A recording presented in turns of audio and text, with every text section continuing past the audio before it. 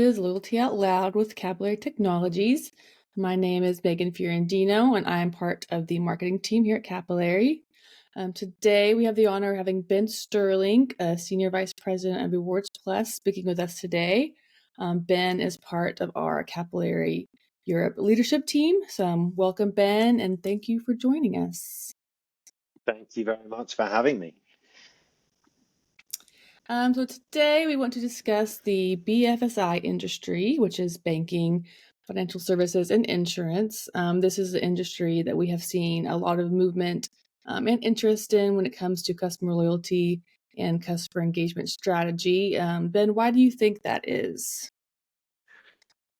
So I think the context around like the BFSI industry is a loyalty market is one that's really crucial for them, and obviously in any role or any aspect of marketing dynamics, and particularly now in banking, because financial institutions are really striving, if you like, to cultivate loyalty. And that can be through personalized services, it could be through competitive products or excellent customer experiences, but it really isn't easy for them. So, they are very bound or by tight regulations and requirements that govern just, not only how they can speak to customers, but how they can achieve their marketing ambitions as well. So, what you're seeing is it's really critical for traditional banks who typically have larger customer bases to create what neobanks actually have from the start, which is more, if you like, frictional digital first experiences. And how do they compete with that and create something that's equally,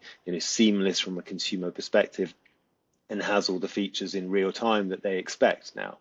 Neobanks, on the other hand, are obviously seeking to compete with these much larger traditional banks who have been around a lot longer and have a lot more capital to spend. So how do they compete from a marketing standpoint in those spaces? So, two very different objectives, two, different, if you like, marketing plans, but looking to achieve relatively similar outcomes, which is how do we engage our customers? How do we provide them the products that are most relevant for them? And how do we also create an experience that's frictionless and really engaging? So it's quite a dilemma. And I think the banks have always faced probably what is their toughest challenge, which is how do we move from a transactional relationship, because fundamentally that's what they do and they provide, and how do we be there for our customers in the right way? And what I call is how do they build emotional credit? So how do they go beyond the transaction and actually start building credit from an emotional standpoint?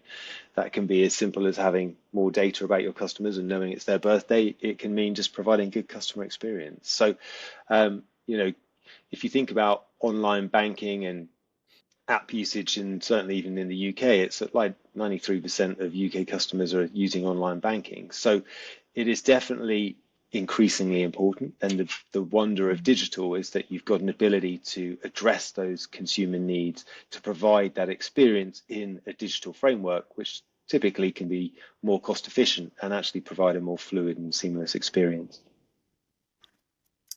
Great. Okay. So are you loyal to any particular bank and why? Oh, well, I am, but I say I am. And then I actually think to myself, I have 6 bank accounts. So that doesn't include credit cards, because I have 3 credit cards. So I'm probably one of these people that should do one of those, money saving programs, because I have multiple accounts, but I use them and leverage them for their different product features all very differently. So whether it's savings and high interest rate savings accounts, whether it's because of the rewards and benefits they have. So to give you an example, I'm very loyal to one bank, and that was because they gave me my first mortgage at a time when I probably wasn't sure I was going to get one. I certainly had to build a good relationship. It was an in-bank experience. Go in, sit with the mortgage broker, the manager. He then said, "Look, I'm going to make this happen for you, whatever happens." And I got my first house that way. So I built, which is where I get that term emotional credit from. I built an incredible emotional credit with that bank at that point, or they built with me. And therefore, even when rates were cheaper, I didn't move because I felt like we had a relationship. They had done something for me, and my return for that was to give them my loyalty as a customer and take out any additional products and loans or whatever it may be that they provided, their credit card and things like that. I'm still with that bank. I also am very loyal to a second bank, and that was because I'd had such a terrible experience going in store with a third bank I'm with, that I decided what I needed for my everyday spend was incredible customer service. So I literally went on to one of these, indexes to review the different credits, like customer scores. And First Direct, who was the bank at the time, came up way on top with customer experience. You always get through to an operator. You can speak to them directly. That wasn't the service I was getting, and I moved my current account to them. So I definitely pick banks, and I'm sure others are the same. If you look at, the average American has 3.84 credit cards. I have 6 accounts.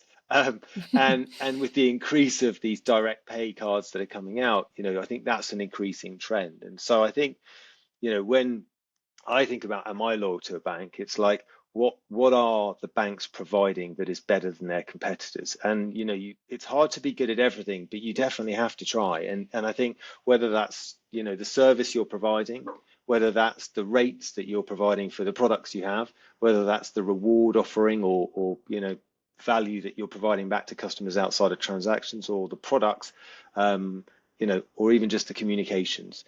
Those are all really important factors. And certainly from my loyalty perspective, I lean on different banks now for different things. Yeah, that's great. And I really love how you said that emotional credit. I haven't heard that before, but that's true because I feel like the banking industry is something that's probably the hardest to establish that emotional connection with their customers. And that's great that you're able to find that. Yeah, absolutely. So in your opinion, what are some of the key challenges that banks as a business are kind of seeing right now? Um, it's going to be that answer, which is not super exciting, but is really about regulatory change. And some of it's exciting because industry change, like open banking, for example, right, has certainly created a shift, not only it introduces new parties, but it also has accelerated the change from more traditional banking setups. Evolving technologies are some of the challenges, certainly with traditional banks, about how they move from perhaps legacy technologies, obviously incredibly complex and difficult. And then things like low share of wallet. If the average American has, let's say, 4 or 3.8 cards, how do I ensure that they use mine? Mhm.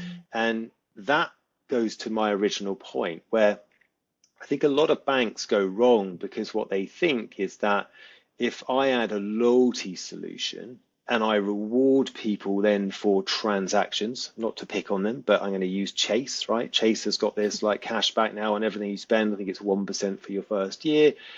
It's great, but all you're doing is reinforcing your transactional relationship. So you're not really stepping outside of that. And I'm going to use an analogy here, which is if I was back in the day, I don't do this anymore, but before I was married, when I used to go out on dates, if I only talked about myself and my business and my products, which a lot of banks do, right? They'll send you email comms that are about interest rates. They'll send you, maybe information on new mortgage products or new cards that you can take. It's always about yourself. And that can go so far as long as it's exactly what someone's looking for. But if I go on a date and I only Mhm. talk about myself, my probability of a second date is very slim. If I learn about the customer or the person I'm sat with, and I ask them lots of questions about them and what they're interested in and what they do the 99% of the time they're not just with me, they're much more likely to feel heard, valued, and therefore are much more likely to get my second date. And it's the same in banking or in any relationship. I think as they solve that challenge, as how do I stop being so transactional? It's really about, well, who is your customer? What are they interested in? Because even if it is just focused on rewards, for example, like a cashback solution, well, what kind of things am I interested in? Because nothing will offend me more than being sent cashback rewards for a pink handbag, whereas actually I'm really into cars, and maybe you could send me something Mhm. about cars. So, you know, it's really how do I hit that right about my customer? How do I learn exactly what they're interested in? How do I build emotional credit? And that can start really simply. My example was quite a momentous time in life, buying my first house. But what if it's just remembering it's their birthday? or Hmm. remembering they've been with you for 1 year and offering them a free Costa coffee on the way to work, right? Those emotional credits do come at arguably sometimes at a cost, but a discounted one. But what you're doing is you're investing in that relationship, and for that you're typically getting something more back. Which, if you're creating, as I like to talk about it, when we're creating reward environments, this beehive of active customers, if you're able to bring them back in with the honey and get their active engagement, then it's much more or much easier to get their attention when you then want to talk about something like an additional product or something relevant to drive up, those transactions or cross sell of additional products and so forth. So really starts, going back to building the emotional relationship. That's how they solve a lot of their challenges. Um, and then once they're building emotional credit, they can start to think about, great, now we can be more intelligent about what additional products someone might want.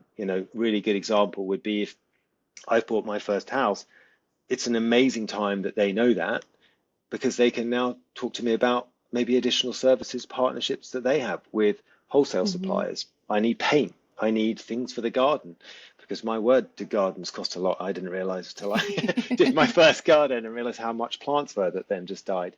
But yeah, those are the things, right, that they can start to learn and therefore utilize that data more intelligently to build a relationship. Yeah, yeah, I 100% agree. I think what kind of irks me the most is I get probably at least once a day direct mail pieces from all these different types of banks and whatnot. And one of these bank I've been a member since I was in high school, which is a very long time ago, and they're still trying to sell me more credit cards. I'm like, I've been with y'all for so long, you should know what I like. You have my money, give me personalized offers, not just another credit card or another savings account. Like I already have a savings account with you, so I think it's Yeah. you got to look at the data. I mean, you have the data, and don't waste money on the direct mail pieces every other day. Definitely. I always remember I sat in a very large bank in the UK market, I won't say who, and I asked them how they felt their communications as a channel, how successful they felt it was. The response was immediately excellent. We have all the tools in place. We have all the, automated comms. And I said, okay, let me tell you, I'm a customer. And the only email I received from you this year this is when we were back in the kind of zero interest market, was an email to say that my current savings account had literally a 0.01 interest rate on it. So basically, I was earning nothing on all my money. That's the only communication I've had. I've had nothing else. So is that a success? Maybe to just inform me of regulatory things that I might need to know, Hmm. but it hasn't actually. All it's reminded me is I need to move my money. That's actually all it's done. Yeah. So, Hmm. has it been a success? Probably not. And that's really the key thing, isn't it? Differentiating what does success mean, and why is this customer even Hmm. with me, and how can I be more valuable to them? Exactly. So do all banks in Europe have a loyalty program? And what do you think the state of these programs are today? Yeah, so it's really interesting because I think so. The short answer is no, they don't. And I think part of that goes back to differentiation. I think some banks are looking to what is our niche, what is our offering that we're looking to provide. So I think there's some consideration that's happening. I think there's some lack of agility and ability to implement loyalty programs due to Hmm. legacy technologies. So some would like to, but aren't able to. Um, and I think the way that those programs, those who do have them, are delivered are very different. So I'll give you a couple of examples. Some offer rewards and discounts, like we've talked about. Maybe that's cash back for transacting. Others focus on what I would call switching providers. So through card linking and having the ability in open banking to look at statements, obviously they may know if you're a customer or not of a certain provider of internet, and therefore if you switch to another one, they can provide quite high cash rewards for doing so. So they reward, again, transactional behavior, and others can focus on service. So if I look at some of the UK ones, for example, Starling, relatively new bank, quite disruptive in the sense that it was digital first, big step away from traditional banking, doesn't really have a loyalty program per se yet. but does have a marketplace with like financial partners, Pension B, for Mhm. example, to manage your pension, and Wealthify to manage investment. So they've decided to take a partnership approach, which is we don't just provide your banking, but we're also providing additional services with our trusted partners. And that's like one direction that you could go in. Um, we all know Amex, and Amex obviously is very points focused. So I can earn my points and then redeem those on Avios if I want to fly on BA on my next holiday. I can pay down my bill with Amex, or I could use it to pay directly on Amazon. So I think points is less popular, but certainly still used by some of the big card providers. NatWest, who I bank with, is offering, which is one of my favorite. I'll be honest, not just because there's my bank, but because they provide cash back on my utility bills. That's really powerful because that's what I would call a passive earn for me. So Mhm. I have a certain amount sat in that account to pay my utility bills. I will not move that. I do not move that. It's been there for as long as that product has existed. Serves that need, serves that purpose, and keeps me a customer of them because of that. Um, Chase is now offering this 1% on all transactions, which I'm sure is very appealing for a lot of people. And then there's banks like Santander who have cashback and surprise and delight offers, and a mix of emotive and transactional to create that relationship. So they're all offering, if you like, something different. And I think the beauty of creating a loyalty program goes back to that original point in banking, which is, why are my customers really with me? What is my core product that I believe that they're most interested in? And therefore, once I understand those customers through my tiering, segmentation, capturing data on enrollment and things like that, so I can learn a little bit more about them, outside of just what I know. And then what kind of profile and experience do I want to build from them? All of the stuff that I would say is a standard now, like frictionless, digital, dynamic, like immediate response. All of that's just a given for Mhm. expectations of consumers. But I think it's like, how do you then provide something, as you said earlier, that's really curated and personalized around that individual? Because I am very receptive to a well-timed communication if it is relevant to me and my life, and Mhm. I can see the value of it. And I think they have such a strong ability to do that because most of their audience is moving to digital. They understand already so much about their transactional behaviors. It's a very easy click together to use that information to then inform what you should do next and how you should speak to that customer. It's a huge opportunity, very exciting. I would say everyone is at their fairly infant stages at the moment. So you kind of have already talked on, the uniqueness of this industry. What other attributes of BFSI that people typically doesn't know about it? Like what's something else that kind of not widely known about this industry? So I'll give you two answers, the sensible one and then the joke answer. But it's not even a joke, it's actually a story that's true. But there was a man in North Carolina that I think he was 59 years old, was no previous criminal convictions, went into a bank and held the bank up for $1. And when they asked him why he held the bank up, he said because he didn't have free healthcare and he could get that in prison. And I thought that was such a great story because it made you realize how much, as a probably was a customer of that bank. I don't know if he was, but what an amazing example of maybe we should consider partnering with a healthcare provider as part of our package of products, Yeah. right? And that I think is such a great example of when you understand what your customers want, and you can see the lengths that some of them are prepared to go to in order to get it. Yeah. It doesn't take a lot to curate then your offering to your customer base, and that doesn't have to be equal. I think that's the other thing I'd add to it, right? Which is that if you think about like a pyramid, where you might have your core base of customers, which is your largest population, you might have, let's just say, a middle tier, which is like mid value, and then a small tier, which is very high value or maybe high net worth individuals.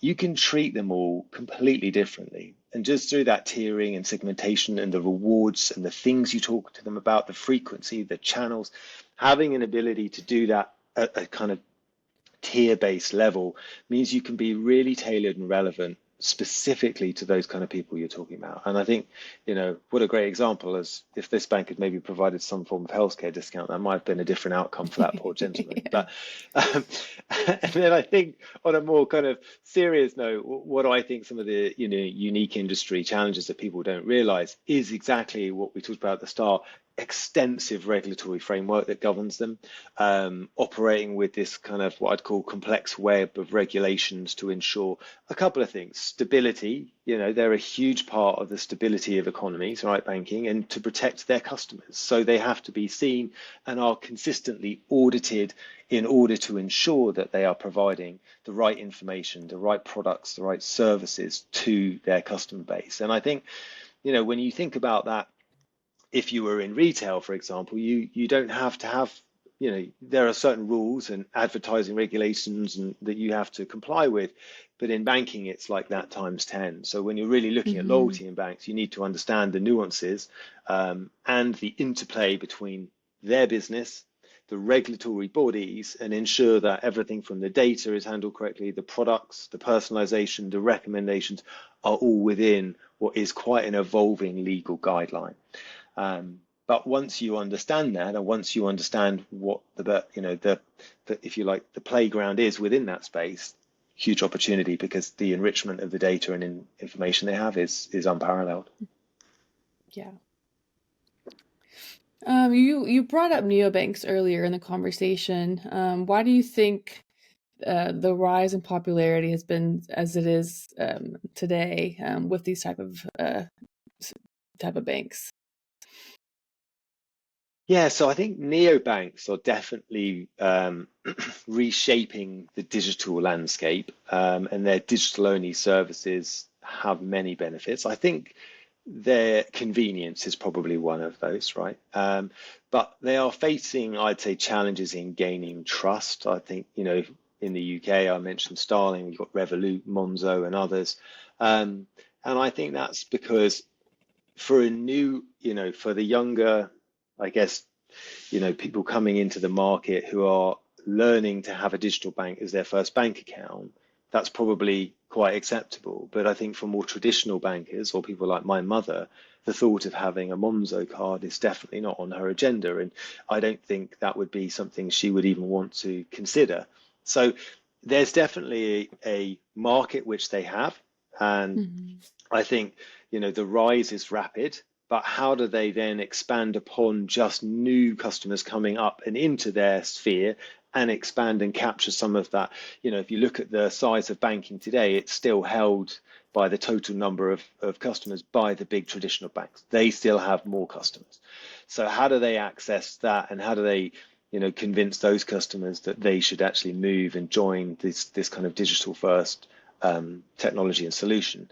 And I think probably a lot of that has come from their consistent innovation in being agile, having great technology, using AI, ML to make real-time Hmm. decisions to help customers make faster choices. I think one of the big, if you like, product shifts that I saw, which instantly created value and quite quickly was copied, I think, by traditional banking, was your spending behavior, right?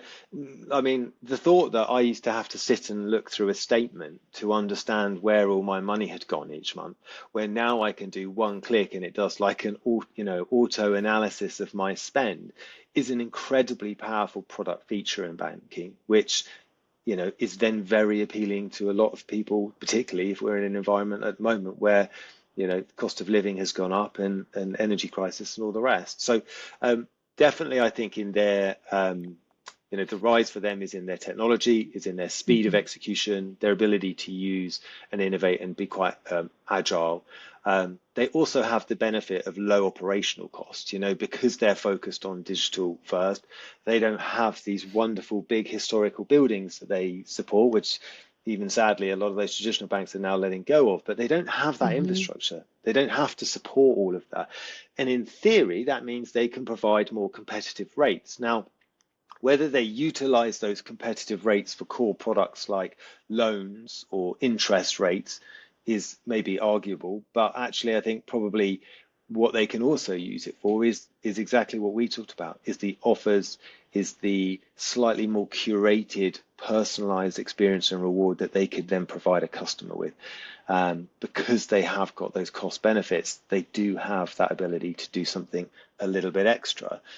Just to go back to that kind of simple premise as to how banks make money and interchange revenue using your card and things like that, I think, there is an opportunity for them to really capitalize on how do they drive more transactions by making it more rewarding for customers, as well as doing something a little bit more to build emotional credit, which will build trust, which will help them with their trust issues. That who do I speak to if there's a problem when there's no store that I can just walk into, right? Mm-hmm. For them, building trust is absolutely key. Have you seen any of these type of neobanks kind of deploy any loyalty strategies, or do you think they're too new? Yeah, there's definitely been they definitely have, and I think again, I would just say they're probably in their early conception as to what's possible. Mm-hmm. I think just as I would lean back to what I was saying, I think a lot of the strategy has really just been about how do we make a better product for banking, a more convenient product, more accessible product, more flexibility in the ability to load money onto a prepaid card, or creating, something that was more unique as a proposition than it was just about providing loyalty. And I think some of my favorite of the digital banks like Starling, like I say, doesn't really have what I would term as a loyalty program yet, but has considered the strategic partnerships it wants to Mm-hmm. incorporate. I would love to see them take it to another level now and do something that is much more curated around me as an individual, more personal, and ideally, just being a consumer here, more nothing else. I'd like to get rewards and benefits for using them because I've been with them since the day they pretty much opened, but I haven't necessarily received anything back. And I'll give you that as a direct comparable for NatWest, who I mentioned I'm very loyal to in the UK because of my mortgage and the emotional credit built there. They have obviously the ability for me to earn cash back on my utility bills. I never spend that money. So what happens is I do what I like to call the squirrel hoarding effect, which is every time I get the cash back for those utility bill payments, it goes into an account which they keep and maintain, and that balance, accrues over time. So I have, a large amount now, of, it's probably maybe after me buying things I shouldn't, like a TV, it's probably maybe at £1,000, but that's just from me paying my utility bills. It's Mm-hmm. been rewarded back to me for that, and I keep it there. And then I'm reminded that, by communications and messages and so forth, that really creates something for me that makes me feel like a valued consumer. It is transactional, but actually that nest egg there feels like it's free money, and that means it has a high perceived value for me because, yeah, I feel I get something back for the service the loyalty I provide. Yeah, is it that back and forth kind of transaction where you would already spend this money, but since you're spending it with them, they're giving you that Yes, extra kind of kickback to being loyal. exactly that.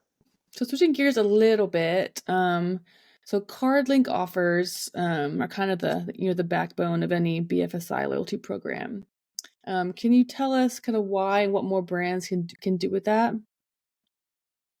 Yeah, so card linking has been, I think I'll start by saying was a fantastic evolution from a traditional affiliate model whereby previously you maybe had to go and log in to a website, then you would get the cash back, and still incredibly popular as a consumer journey, and great because for a merchant it really reflects the fact that they came to an affiliate site that drove them through, they made a transaction. It's very trackable, right? It's Mm-hmm. merchants happy to give the discount, everyone wins. Card linking came along and changed that perception, which was if I could put something onto someone's card and remove the pre-journey, whether they go in store or whether they go online and make the transaction, I can then recognize that. I've gained permissions through accepting the terms of the card linking to track the transactions, and therefore I can reward them for that transaction. Beautiful for the consumer, removed all the, if you like, what was mild friction and made it very simple for them. From a merchant perspective, I think there was then the debate as to, well, how do I know that you drove the transaction and it was incremental versus you just rewarded them after the subject? And I think a lot of data and research now goes into proving that incrementality. But yes, card linking is playing a really critical role. And I think the word that I would just call out is low friction. And I think, if you can have something preloaded onto a card, particularly so for example, if you're a bank and it's linked to your specific card and it's for something that's more of a habitual payment, even better, right? We work with fuel stations and other, other such businesses where you use supermarkets where you make regular, frequent transactions. So the more, if you compare it with things like that, where people remember to take a specific card to make those, weekly shops, then you're actually creating habitual behavior, which becomes incredibly valuable for the bank, interchange revenue through the usage of the card and so forth, right? So absolutely, card linking, low friction, has created an additional mechanism to utilize. Important that it's recognized for the merchant, the value that's driven to that as much as it is anything else. But there's a huge opportunity for merchants to try this avenue. Some of the stuff I know we've looked at as an organization, asking customers to scan barcodes, for example, or to collect stamps. Well, what if you could just use a card and make your payment at your petrol station, and that automatically updates your loyalty program and says, Ben's just made his weekly fuel top up. I've given him the points in the reward platform dynamically. I mean, that's a real frictionless experience instead of me having to scan something in a store, right? So there's a huge opportunity. And yeah, like I say, huge opportunity as long as the incrementality is provided and that the customer wouldn't have transacted without it. Fantastic for merchants, great for the banks because it creates habitual behavior. So yeah, really exciting innovation. Great. Okay. So what type of results can a bank expect from kind of deploying a loyalty program, and more specifically, how can Capillary help these types of companies? Yes, definitely. So I think the first thing, if I start at the base of the pyramid, which is it's really important to understand what behaviors are valuable to your business.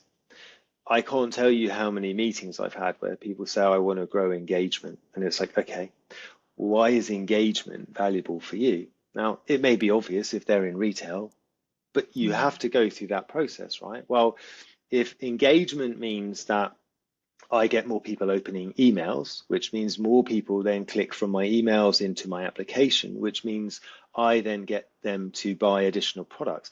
There's now a direct linkage between why engagement and what engagement really means as a consumer behavior, which is open emails and click through, will result in an end benefit, which is typically driven as profit, right? Increase in new sales, increase in existing sales, a reduction in cost, right? Or operating cost, and therefore profit. And I think so. First question is always understand what behavior you're trying to create, and therefore then how to create more of that behavior. So for a bank, increased card usage is a behavior that has a direct value. The direct value is interchange revenue from the card usage, which if you're providing an experience which is like Rewards Plus does, which is a personalized, curated environment of offers that would be relevant to a specific consumer like me, I'm more likely to make more transactions because I'm incentivized to do so. So what you've done there is just correlate a portfolio of rewards and offers that drive the behavior they want, which is the transactions, and that has a direct business value for them. Another example might be increased satisfaction, or otherwise known as NPS, Net Promoter Score. So for example, if I'm trying to build my emotional credit up, we talked about this earlier, remember that it's my birthday. Make me feel valued as a customer, because that can have a direct correlation. NPS isn't just a lovely score that you want on your badge of honor. It's actually got a direct relationship, which is retention. If you're able to increase your NPS, you're arguably able to increase your retention rates, which means you can easily track the value back to the business, which is how, if I increase my retention by 5%, what's the direct value to that? And then again, that's something that we can do through personalization, the use of our AI technologies, the ability to send, personalized communications to drive the clicks to a personalized environment where they get all the rewards and benefits. Up goes satisfaction, up goes retention rate, and then up goes transactions. So as a banking example, just those two kind of products alone creates a really significant and powerful ability to communicate, in a more personalized way to get the behavior you want. When they get there, create the behavior through the curated content, and then tier and treat all those customers slightly differently. So you're maximizing the economic value, right? You don't want to be giving away lovely cups of hot free coffee to your customer who has 0.01 pence in their account and has done for the last 30 years. You might want to try and get them to put more in a different tier and strategy approach. I was just thinking, if you have these banks have all these data and, if you have that curated kind of like rewards network, like if it's your birthday, why not you send, a link to, here's your message, happy birthday, but also like to treat yourself tonight. Here's the, a discount to whatever restaurant for, a free dessert if you show up there. So like having that kind of that vast network of partnerships could be really interesting. And those small little like benefits like for your birthday, but could really drive that emotional connection, that loyalty that, some of these programs aren't doing just yet. Definitely. And to put it in a really simple way, like it's if you're a financial institution, you you have an ability to recognize frequency of transactions. I'm going to make this scenario up. I get a pizza from Domino's every Friday. It might be a true fact, it might not. But let's say I do.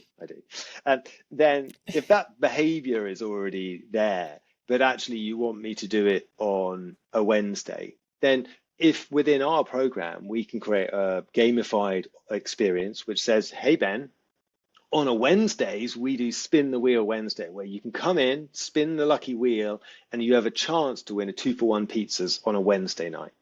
You know already I like the product, and all you're doing is gamifying an experience. You then use, the personalized communications based on the tier that the customer sits in. I'm going to call this the pizza hungry tier, but you know that I'm interested in that. You send me that. It brings me now immediately back to their digital asset. So I'm already now spending more time in my banking application. I'm gamifying the experience, so I want to join in. I want to play. It's more exciting. We see a huge increase when you gamify an offer to a standard offer.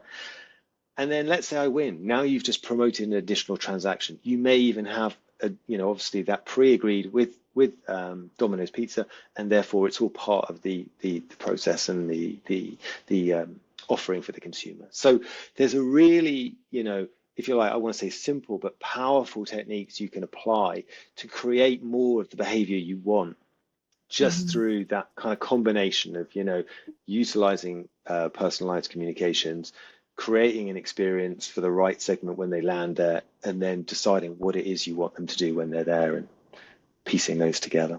So kind of to wrap up our interview questions, we're going to end on a few, call them rapid fire questions. So, And just four. So what is one thing that you would change about this BFSI industry? agility. I would love it to be able to move faster. I think it goes back to the point around regulatory requirements, but also technology. Yeah, I think it must be challenging equally to be, wonderful marketers with wonderful ideas around how they want to, change the consumer experience. The ability to execute and do that is obviously, yeah, there's a lot of loopholes they have to go through. So I would love just to see the speed of that increase. And I hope, due to the rise and increase now that, open banking and other technologies have introduced, it will actually free that up a little bit for everyone. So yeah, long may that continue to innovate. And I think it'll just help then the innovation for financial space just accelerate and happen faster for consumers. Okay. And on the flip side, what is the one thing that you love about this industry? I love the fact that I think it goes to the product I said earlier. I like to see the innovation of things like being able to now evaluate my spending in a single click.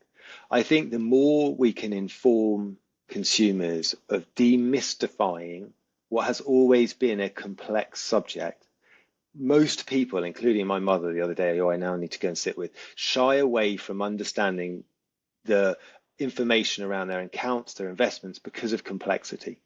And I Hmm. think the one thing I love is that the new innovation, new technology that's coming through is demystifying the complexity. So we all understand our financial positions, the interest that we're to be charged, and the clarity that that has been brought through technology. I would love to see even more, certainly across things like not mortgages, your pensions. I don't know Hmm. if it's the same in the US, but in the UK, even remembering how many pensions you have by the time you've moved company 6 times and then who they're Hmm. with is nearly impossible. So wouldn't it be better when technology, just like PensionBee, brings that all together in a consolidated format so you don't have to think about it anymore? I love that innovation to Hmm. help demystify the complexities of the financial, institutions. Okay, great. So do you have one mind-boggling stat kind of about this industry that you can share? Um, Only probably the one I already said, which was just that I think it's incredible that in the UK I read that 93% of people who have accounts now have a digital account. And I felt that was incredibly high. That was on, a recent survey. And I think the move to digital was so accelerated through the COVID process. And I think, Hmm. where people were no longer able to go into stores, they were no longer able to go into their bank, they had no choice but to adapt the digital age. I think that's been fantastic. And I think Hmm. probably for me, that is mind blowing because I think that there aren't many, even if I look at retail, there's still a huge population who prefer to go into the shop. And I understand, I'm 6'4", buying trousers isn't easy. But like, but when it comes to banking, there's no reason it shouldn't all be digital. It's a lot more convenient and faster. Great. Okay, and last question. What does your dream loyalty program look like? Oh, well, it's going to have pizza in it, that's for sure. But Free pizzas on I Fridays. exactly. I think it's a real combination of the things we've gone through today. It's a curated environment of personalized offers just for me that I really Hmm. value, right? High perceived value. That would definitely include dining and it would include entertainment like cinemas, all of those things, really high personal value for me, and would be the best rewards I could receive. The convenience, so SSO, right? Having the ability just to, you've already Hmm. pre-authenticated when you've gone into the financial app, right? So the beauty of that is you can then just go straight through to the loyalty environment, no logins, no additional remembering passwords, already done the authentication. So SSO just creates this wonderful frictionless flow straight into the loyalty environment. Um, I'd say then an incredible UI and UX experience that's in real time. I think the ability for us to get information more dynamically is where it becomes really exciting. And I think, this idea that I can actually walk past a Costa Coffee and it will say to me, hey, you know what, Ben? You thought we'd forgotten, but it was your birthday and you just gone past Costa, so we want to give you a coffee, go in and get one. I think that takes surprise and delight to a whole nother Hmm. level. And I think, the more customers can involve in building emotional credit like that, the more they'll get more of the valuable business behaviors that they're looking to achieve, which typically lead to some form of transaction. Well, great. Well, thank you, Ben, for joining us today and sharing your vast expertise, on this industry. If you'd like to learn more about Capillary or how we can drive desired results for the BFSI industry, just drop us a line. Thank you and have a great day.